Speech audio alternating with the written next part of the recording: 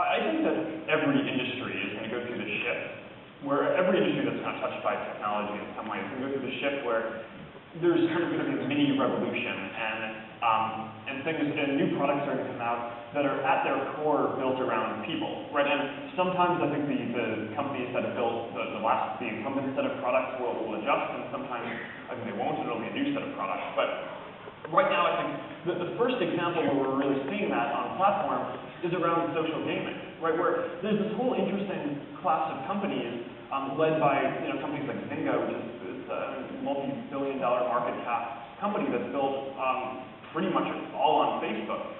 Then there are companies here there are a company in the EU, Playfish, in the UK, that was acquired for hundreds of millions of dollars by EA, just pioneering this new way of building games. And the big difference is that the games are designed with the core assumption that you're going to be playing them with your friends. A lot of the dynamics in the game are that you're managing a farm, or you're building some land out, or building a hotel, and you're doing it with your friends, and you have some resources, and the game is fundamentally built around trading with your friends, engaging with your friends, as opposed to the solitary games that we're more used to playing. And just like everything else, I think what we're finding is that those games are a lot more engaging for people, a lot more natural for people to play, and fun for people to play things with their friends.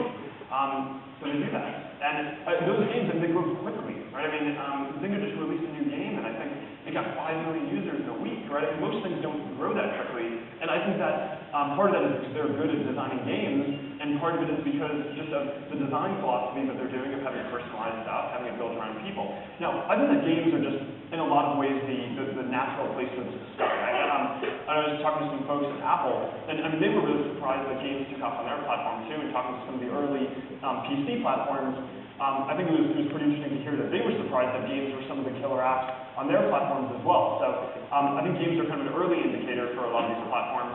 But I just really expect that for all of these major verticals and industries, for there to just be new products that come out that are kind of built from the ground up with your friends and with people at the core in this personalized way, and I think that those apps are just going to systematically be more engaging than what we have today and what we've been using for the last 10 years.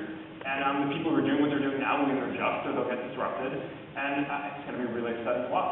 One of the, occasionally we hear about friction between developers and Facebook because, Facebook might make a change and it affects the developer's business. How are you working with the developer community, and are you working to kind of communicate better and alleviate some of that? Yeah, I mean, with almost 500 million users and 1 million developers and all the marketers that we work with as partners, it's one of the things that I think is the most challenging in terms of growing this quickly as a company, is kind of scaling up, not the product.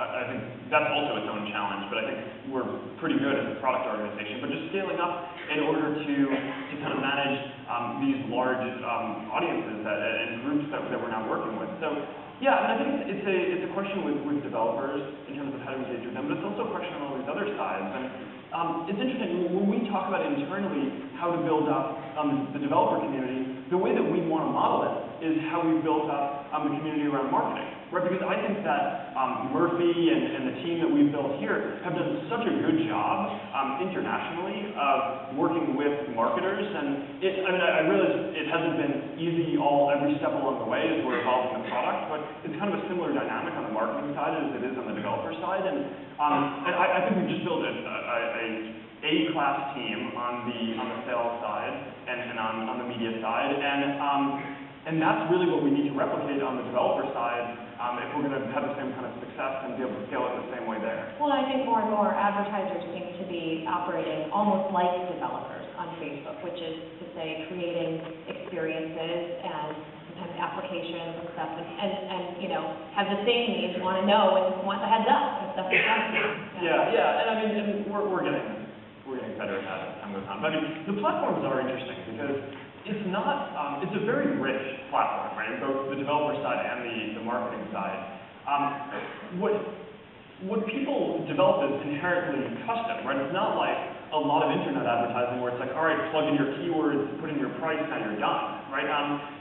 People are building applications, and they're completely different things depending on whether you want to build a website or a mobile application, completely custom, and you can build something in every vertical. And I think the same is true on the marketing side. where, I mean, we've designed this whole ecosystem in a way where we just think it's going to be a lot better over time if there's a large creative element to it, right? Because brands are all about kind of building awareness and affinity and community around what people are doing. And there's a strong creative element to that. So in designing the product, in designing how we operationalize that as a company, a big part of what we want to do is figure out a very good way to work with all of the parts of the media community to make that happen. We've reported that location is coming to Facebook. Can you give us any update on that? Unfortunately, I don't have much to say now. We are working on location. As one might assume you would be. I think it's an interesting area. When you're thinking about building personalized stuff, obviously knowing where a person is and if they want you to, obviously, and kind of being able to personalize to what's around them and who's around them is a really important and valuable thing. But it's a really important area, but it's also a very sensitive one, so we want to make sure we get it right. We're taking our time. We don't design products around having a timeline and then meeting a timeline. We design products by building them, and then when we have something that we're ready to go out with, we go out with it. So we're working on it. I think we're pretty close. We're happy with what we're getting to. When we have more to talk about, we'll talk about it.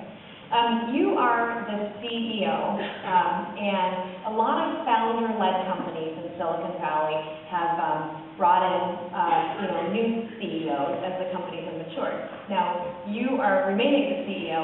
How long do you think you'll stay in that post? And people ask you this all the time. Are you the CEO forever? When do you become the chief of product, or I don't know, whatever? As long as, I think right now one of the driving forces, one of the biggest transformational driving forces in our society and all these industries is the push that the internet is giving us towards more openness and connection. And as long as that's happening, then I think there will be really interesting things to build. It will be a part of changing the world, and that's really exciting. And I think as long as that's happening, I'll be running the company. And I think. Who knows, like, over the very long period of time, but I think a model that's worked really well for these technology companies is they're very product-centric, right? So there was this classic model of, okay, like, bring in someone who's good at running companies and have the person who builds products go build products. But I think so much of building companies now is building a product, right? That it's almost everything flows from the product and the marketing around that and the technology, that's really what you want to build your company around, right? So now I think more recently a lot of the companies that have been most successful are really run by their founders. There's a lot of talk about Facebook and will it go public at some point. Would you feel comfortable running a public company? I mean, sure, it's probably not that different. I'll leave that.